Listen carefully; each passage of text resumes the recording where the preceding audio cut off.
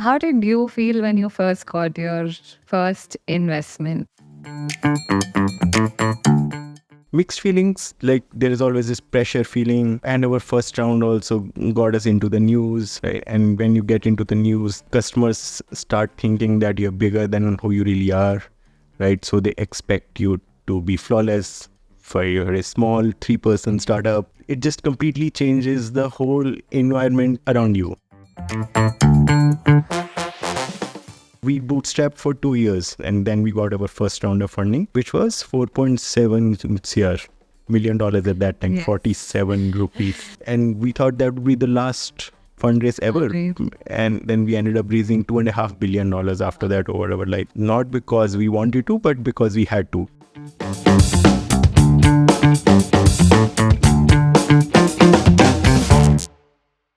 What's something that you do for yourself? Like just nobody intervenes. It's like the time that you take out for yourself and do something. Nowadays, I've started switching off my phone when I actually go to sleep. Oh, So I've completely shut off. Like I'm cut off from the world. I don't know what's going on. That's helping.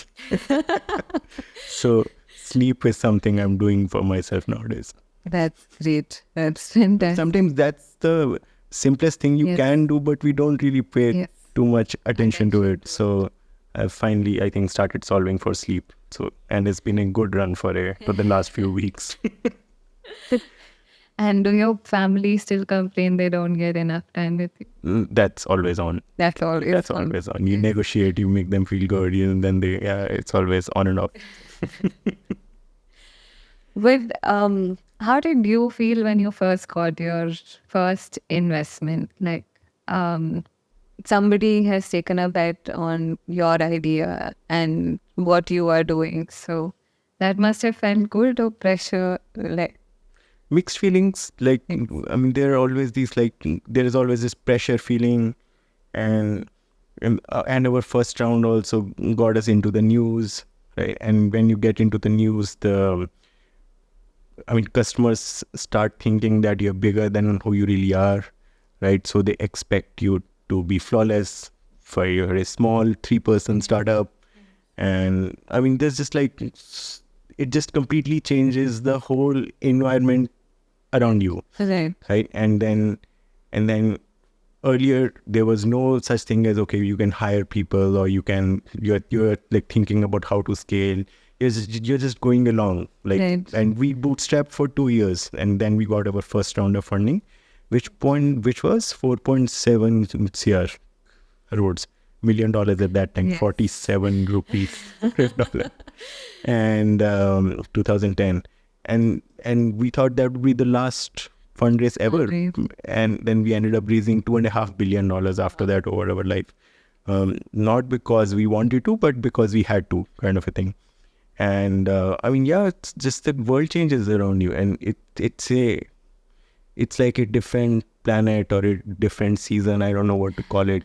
So, and then you adjust to it over the next few weeks or months. Right. It was very different. I didn't know whether to feel happy, sad, frustrated. I don't know. So many different feelings, emotions. Right. I'm sure. I think that's kind of where we begin. But something that who doesn't hail from any business background, it was a lot of learning for me to get investors on board. What does it take? What are some of the due diligences, and how does this work? So ideally, it was quite naive when, somebody's interested in your idea and you're like, okay, let's do this, versus now trying to understand all of it. So a lot of the times I definitely wish that I had taken some mentorship and understood how the business world works. So do you ever plan on having like a mentorship program for people? I think Or it- overrated mentorship, to be very honest. Like, because see, 80% of the advice that you get worked for, or maybe 100% of Right. the advice that people would give you worked for them Right. personality types that they have, in the context that they were in the businesses that they used to run. Probably nothing applies to you. I mean, whatever happened to me probably doesn't apply to you. Whatever happened to you does not probably apply to me. You are also a different person than everybody else. The way you can manage people or the way you can connect with people is going to be different from how they can connect with the People. people. So I think while you can listen to people, but you should follow your own gut, follow your own heart. And because the moment you start listening to advice and go against your own gut, Right. you don't know who you are anymore. Right. And then once you lose sight of that, it's just super hard to take a call on, super hard to know what is right, what is wrong.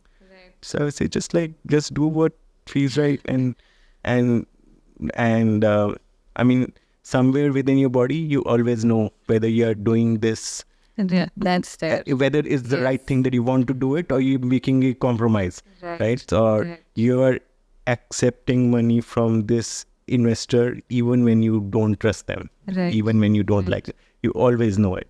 So, I mean, nobody else can tell you that. True. I think I definitely agree. But so a lot of the things that were new to me was like getting a CA, having your papers vetted, having some legal advice on things. I think those were sort of new for me, saying that before you sign things, have it vetted, and which is like the generic thing, but also people on the hindsight tend to overlook all of those things. So I Googled everything. I did not, I mean, my lawyer used to tell me something, but I still used to Google everything because what if the lawyer is wrong? I can't really, Take bet chances. my future on somebody having a bad day, right? Yes. So, so I used to Google every damn thing in the first few times, and then I got a hang of it. Like, what does this mean? Okay, these clauses are going to be bad for me. I'm not going to sign them no matter what. If somebody asks for these things, I should not trust them from the get-go itself, right? So I got the sense over a couple of years. But because I spent my own time Googling, reading up, and making forming a point of view on it. Otherwise, there is so much of this is how it works that goes around. And only once you start questioning, but why does it work like that? Okay, you figure out, okay, this is something most investors made up to serve their own interests or purposes, whereas it doesn't work for the founders. And then when you question those things, they're like, they're optional. Cool, we can take it out. I was like, no, I don't trust you anymore now. No, I completely agree with this is how it works. I think that was like a lot of questioning point of, but why does it work like this? And why not somehow else? So that this is how it works is quite popular. Very popular. And I think sometimes very harmful clauses hide behind fancy words. fancy words, or this is how it works. It doesn't matter. This is how it works. Right. So don't worry about it. If everything is great, like nothing, It doesn't matter. It doesn't matter. Yes. But the fact of the matter is that everything will not be great. Right? Things will break, and sometimes investors would expect more. So you can be thinking, oh, everything is great, but they would expect more. They would think things are not great. How do you address those things? So, it's a tough one. Yes, definitely. But I think, like I said, I definitely look up to you, and many are like saying that it is possible. It gives the hope, and to say that sometimes it's so easy to lose sight of things when you're doing it constantly and you're putting in day in and day out doing the same thing. And then sometimes you lose sight of things, saying that where is this going? And then that's when I tune into all, when I'm like on a walk, I tune into all podcasts and stories to see, even though everyone's stories are different, there is something that kind of connects with you, saying that, okay, maybe pivoting is the direction, maybe adapting is the direction, maybe changing a few things is the direction. So even in hospitality, everything's like so uh, ever changing. There's something that is super trending sometimes, and you're like, okay, the bakery is going to be lined up if we make this product because it's trending. So let's attempt this. It's tempting to do these It's things. it is, and then sometimes you're like, okay, like for me, building a website and trying to work, because I feel technologically challenged sometimes, but it does help you in so many ways to reach out to so many people. So for me, even to build something as small as a website and to dig deep and like, how do I carry this forward, was also a learning, which I otherwise wouldn't have done. So being the chef is the easiest part now. I think everything else is like on the go and figuring out which we're doing. But I think I have over my like 15, 16 years now at Z. I mean, I pretty much Googled every function, like from legal to HR to finance, and I mean it's taken me maybe like 2 weeks worth of like intense study Intense study. to do, and like more or less a Pareto at knowing what it takes, and then Yes. I just focus on the facts, Yes. not on stories of others. Okay, I focus on the facts and tune into myself to see what do I want to see, what do I want this to Right. sort of look like, Right. and life's been okay. as long as your own compass is okay, Okay. life turns out to be okay. Yes. Yes. So, Any more questions for me?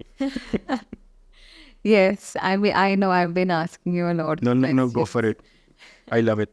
People don't ask me like ask me anything in these podcasts, but No, it's cool. definitely. I think if I, if you were to just say, I know this sounds a little cliche to say, if you were to say like 3 things to focus on for any entrepreneur who is starting out, is there something that you would like to say that get maybe these 3 things going first and then figure out the rest?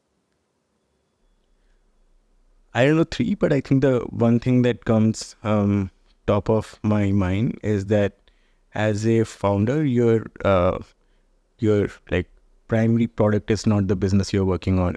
I mean, you are your own primary thing that you should be working on, and the business is just an outcome of how fast and how well you grow yourself. So focusing on your own inner self and how that changes over time and how quickly it changes over time is one of the most important things you should like track. And if you're not growing, if and when you say, and like when I say you should be growing, growth means change. Yes. Okay, so, and I met a lot of founders who don't want to change. They're like, but I am like this. But if you're going to always be like this, that means you're not going to grow. Okay, so the personality type, how you think, what is your outlook towards life, what's your outlook towards business, how you do things, everything has to evolve and change. And the pace of change, the acceleration of change has to grow, has to go up. And I think if that happens, business is just an outcome. I think we're way too focused, and I was earlier also way too focused on, okay, these are the list of things to do. Okay, I have to get them out. Whereas I used to leave very little time to for myself to focus on me Right. and what am I learning, how am I changing. And as soon as I started working on those things, my to-do lists started becoming smaller. Okay, and then they started becoming easier, right? And sometimes I used to be able to condense 6 to-do points into just 1 point because I could see more. Right. And all of those things started happening. But Right. I think just focusing on yourself as the operating system of the company. Right. Operating system of the company is not the systems that you build inside the organization, right? Yeah. The operating system is you as the founder. And if you look at that, a lot of things change over time. Right. And that's one of the unknowns for me. That was something I didn't hear from the internet in general. Internet in general. Right. Right. So that was your own finding along the way. So this is something that also kind of happened to me, where I had to like sometimes step back and look at it from a different perspective. Is when you start something, you also become slightly emotionally attached to it. And that emotion kind of sometimes supersedes. And you're like, no, no, no, but this has to be perfect. That has to be perfect. This has to be good. And then sometimes when I step back and be like, okay, what is the problem and how we dealing with it, kind of helps. But a lot of times I think when somebody wants to start something, they're like, they'll be like so emotionally attached to it, saying that, agar ye nahi hua to kya hoga? Like, you know, if it doesn't work out, is the biggest barrier that. Very nice. So सीखोगे कुछ? So, is there something that you would like to say to that very statement of, if it doesn't work out, what do I do? Because that is something that I keep hearing on and off from people when they say they want to start something. I have faced a lot of situations where like Zomato is near death, and I mean so many things where we don't have answers to, and it's always a little bit depressing to be in situations like that, to be very honest. But there are two ways to think, and in those cases, one is just keep on reciting this line in your head, agar ye nahi hua to kya hoga, or like tell yourself ye to dekho hoga hi hoga, right? So, and then find 20 other ways, think backwards from different scenarios, find a way to get things done. I mean if this door doesn't let you in, there's probably some other door which you don't know of that will actually let you in. So I mean, I don't know, but Yes. but we have this way or that way. Right. We've been mostly almost always been able to find a way where we have been able to keep our conscience and overcome the troubles that we were facing. Never had to sell our soul to overcome the troubles that we were facing. So, speaking about Zomato, something that I have in mind, would Blinkit and Zomato ever merge, or do we ever see the ordering on the same platform or not? I don't know. I was just coming on my way on the car, and I saw both the brands poster, and that's something that kind of clicked in my mind. And Mayur was telling me that he has an absolute great answer to this, so you have to ask him this question. No, so I think customers relate to a brand for a use case that they have in their mind.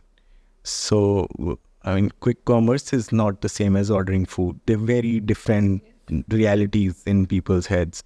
So, खाना order करना है Zomato. Yeah, and कुछ grocery check, something quick commerce like Blinkit. I think if we combine these brands into either, we'll dilute both the brands.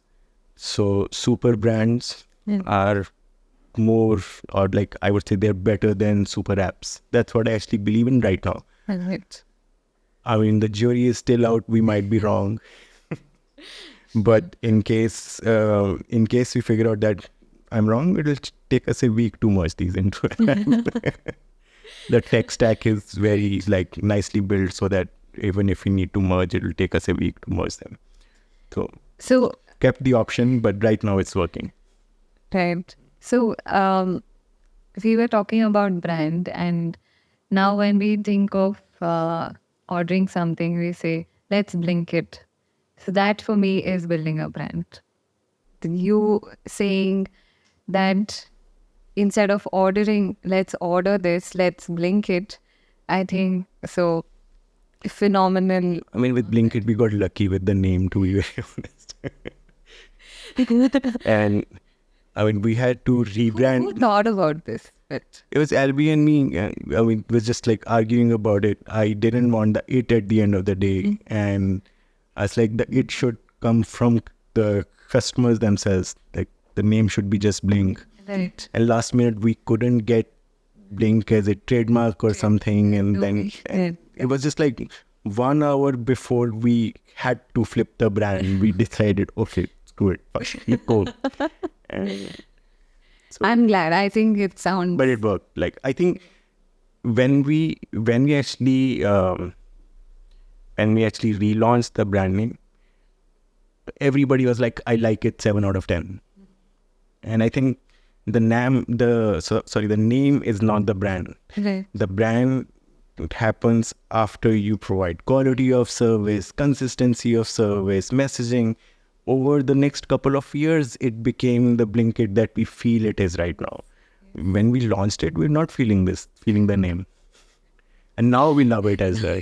Because as we are also all like customers of the app and the brand. Yeah. So we also consume the same quality and consistency of service, and we see that the times are getting smaller, right? Shorter. So I mean, that's finally the brand name stuck to our heads as well. But on day one, we're very, very, this is a very average name, but we don't have a choice. Go. No, I think it's great. And we always wanted a one-word brand name, because Zomato is a one-word brand name and Blinkit is a two-word brand name. So we were like, okay, not cool, but okay. Yes. Yes. But a lot more goes into building a brand. A name doesn't matter much, but if you have a good name, everything else a lot more becomes easier. Yes. No, when I say let's blink it, it's because of everything that you're doing, and then psychologically people are like, when I do this, I know I'm going to instantly get. Yeah. I mean, we knew it that people can use let's blink it like easy. Yes. But we're like, bro, it's going to take a decade to get to that point when customers are going to use just this for our name. And I mean, companies don't get there in general. I mean, you have to get really, really, really lucky to be able to become a verb and a thing beyond a verb as a brand. So, is it safe to say that because Zomato's headquarters is in Delhi, Delhi has the best Zomato service, or no? You disagree? I'm just asking. What does best mean is, no, I think, we have good days and bad days. I mean, it's a very people-centric, dependent business. The weather changes a lot of things, good and bad days. So, but on an average, I would say yes, Delhi is one of the best, if not the best. So, are rainy days the most toughest at Zomato, like for delivering? Rainy days are super hard, and extreme heat is also it's harder actually. Right. Rain you can still manage by a raincoat, like you have the right gear, you can solve it. Extreme heat is much harder to solve. Yeah. I went out to deliver orders last week in like peak summer. Right. And the team was like, can you please post it on Insta that you're going out? I was like, I can barely get to the restaurant right now to pick up the order. Don't get me started on posting it on Insta right now. So it is hard. It is tough. And of course, now you have an empire of people to manage, and the team, of course. How do you do it? Like, I don't know. I don't do it. I think the eventual goal and key is to have people who don't need to be managed. Like, and I always want to get to that point. And I mean, but even a good, super high quality person goes through their cycles of, I mean, that 11 months in 12 they will not need to be managed, Yeah. but then 1 month they would need to be managed. But it's okay, because like sometimes like stuff is going on in their personal lives and they're not able to prioritize. I don't know, like there's so much, humans are complex beings anyway. Right. So I think, but more or less we aim for people in our team who don't need to be managed. That was nice. Thank you so much. Thank you so much for having me. I think it's an absolute honor because, like I said, lot of opportunities, and this is something that even I didn't expect. So, yes, a lot of things happen. I think you have to just trust the process. And Life happens if we stop saying no to it. yes, and thank you once again. Absolute. I should be the one thanking you. You flew in from Hyderabad to this. No, no. And you had some sugar because of me. Yes, that was my weekly quota done. Thank you so much. Thank you.